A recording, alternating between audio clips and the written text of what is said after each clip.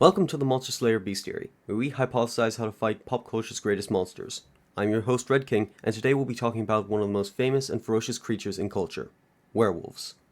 Now, this video will be different from the vampire video. In that video, we were very much going for blood. God, I want to kill myself. But this video will not be how to kill a werewolf.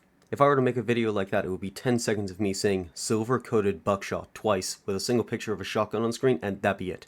No, I want to do something different with this video. This will not be how to kill a werewolf, but how to beat it. We'll be talking about how to beat a werewolf and stop them from causing harm to themselves and others. Now, you're probably wondering why I chose this angle. With many creatures in pop culture, they may be created from humans, but they lose their humanity. For example, vampires and zombies. But with werewolves, they're different.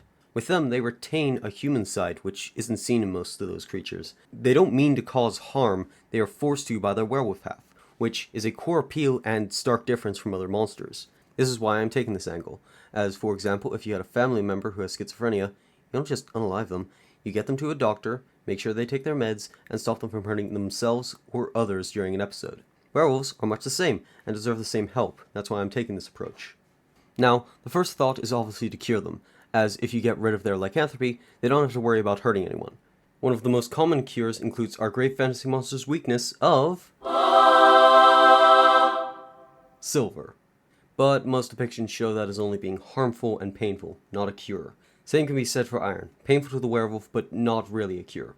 Another common cure is aconitum, better known as wolfsbane, but that is the issue of wolfsbane being highly poisonous. Wolfsbane contains acotine, which is a neurotoxin and cardiotoxin. If ingested, you need treatment within the hour or you will die a painful death. A literal gram of this shit could kill you, and considering we can't test the effects on a real werewolf, I wouldn't want to torture and kill our theoretical patient accidentally. Another rarer cure is an exorcism, but considering the absolutely wretched shit that is on the internet, I'm pretty sure none of you are holy enough to even exorcise a slice of bread, let alone a werewolf. And while waiting for someone qualified in exorcisms, you would still need a protocol to make sure your friend doesn't eat the neighbor's dog. Or the neighbor, or you for that matter. That's also assuming that an exorcism will work as a cure, so we don't want to be waiting on a maybe solution to help us not become a chew toy.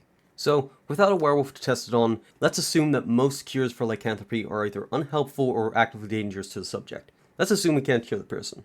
What's the next step? Well, I thought, what if we could sedate the werewolf? I was ready to look up tranquilizers and try to find doses and which one would work best, but in a surprise twist, the North American Veterinary Anesthesia Society thought of that shit first and published an article, which is linked in the description. Seriously, all I searched up was how much tranquilizer is needed for a wolf, not even a werewolf, and it was the first result. So thank you, Dr. Eric Hoffmeister, for being just as weird as me and saving me a few hours of research. They recommend this, which I tried to pronounce 5 times and could not, so it's just on the screen here, because of its relatively low volume, fast acting speed, and reliability. So, first part of our prep is a dart gun loaded up with our tranquilizer. What's next? Well, most media shows a prison cell style basement as being a decent strategy, but I would make sure there's only one exit, completely sealed in, and a prison style gated door coated in silver. Now, a lot of media shows werewolf being strapped to a chair prior to transforming, in an attempt to keep them contained. But I wouldn't trust that, as most media shows werewolves as having an enhanced strength factor, so a bunch of leather straps aren't going to be doing much. As well as the fact animals don't like being restrained. Remember, this is a werewolf. It is going to have the mind of a wolf, or at the very least a feral animal. Talk to any vet and they will tell a number of stories of cats that are coming in to get a single shot and end up squirming, hissing, and biting. Now imagine a large predatory animal waking up in a straitjacket. Now, if all this isn't enough, and somehow the werewolf escapes, what then? Well, if you saw my last video on vampires, you'll remember the chain whip covered in silver. Now, obviously this will be a last resort, only if the tranquilizer doesn't subdue the werewolf, but restraining a werewolf with this would both weaken and trap the werewolf. The problem comes with how do you restrain a goddamn werewolf without losing your frontal lobe.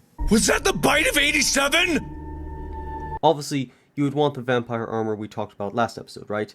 Unfortunately, no. That armor only works because of the vampire's enhanced senses, which meant that they felt the silver before they could hurt us. With a werewolf, they would slash off your face before feeling the pain of the silver. Now, with werewolves, you would still want the silver-coated armor, but instead of silver-coated chainmail, we would instead want the silver-coated steel plate. Even with armor like that, it would still run into the issues of low maneuverability and low visibility, so it still wouldn't be great, But there is another option. Just don't chase after the werewolf. No, seriously, if a werewolf is rampaging and you've tried the tranquilizer and prison like basement and they still got out on a fluke and are tearing up your street, you've already done your due diligence. When they get into the street, it's law enforcement's turn to handle that shit.